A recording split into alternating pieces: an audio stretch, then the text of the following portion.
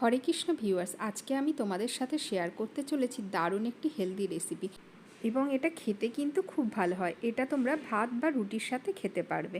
তো চলো তোমাদের সাথে রেসিপিটা শেয়ার করে দিই।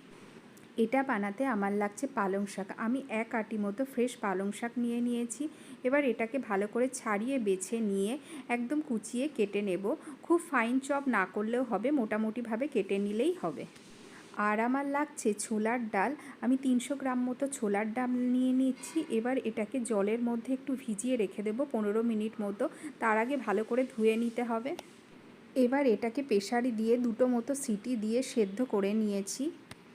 এবার কড়াইতে 2 চামচের মতো তেল দিয়ে জিরে, শুকনো লঙ্কা আর তেজপাতা দিয়ে টমেটোগুলো দিয়ে দেব। একটু নাড়িয়ে চাড়িয়ে নিয়ে একটু হিং, হলুদ গুঁড়ো, লবণ, লঙ্কার গুঁড়ো, জিরে গুঁড়ো, শুকনো লঙ্কা গুঁড়ো, ধনে গুঁড়ো আর গরম মশলা দিয়ে ভালো করে নাড়িয়ে চাড়িয়ে নিতে হবে। টমেটোটা একটু মজে আসলেই আমি এই কেটে রাখা পালং শাক কুচি দিয়ে ভালো করে নাড়িয়ে চাড়িয়ে নেব।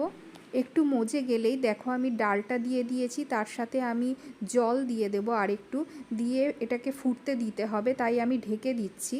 5 মিনিট রেখে ঢাকা সরিয়ে দিয়েছি। ডালটা হয়ে এসেছে। এবার আরেকটা গ্যাসে প্যানে আমি একটা চামচের মতো কসুরি মেথি, ঘি আর একটুখানি গরম মশলা দিয়ে ভালো করে ফুটিয়ে নিয়েই কিন্তু আমি এই ডালের মধ্যে দিয়ে দেবো। এটাতে ডালটার টেস্ট অনেক গুণ বেড়ে যাবে এবং খেতেও কিন্তু খুব ভালো হবে এইভাবে করলে।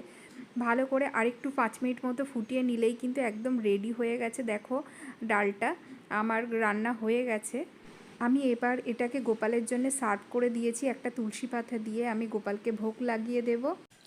যদি রেসিপিটা ভালো লেগে থাকে তাহলে একটা লাইক অবশ্যই করে দিও। আজ এ পর্যন্ত, আবার আসবো একটা নতুন ভিডিও নিয়ে।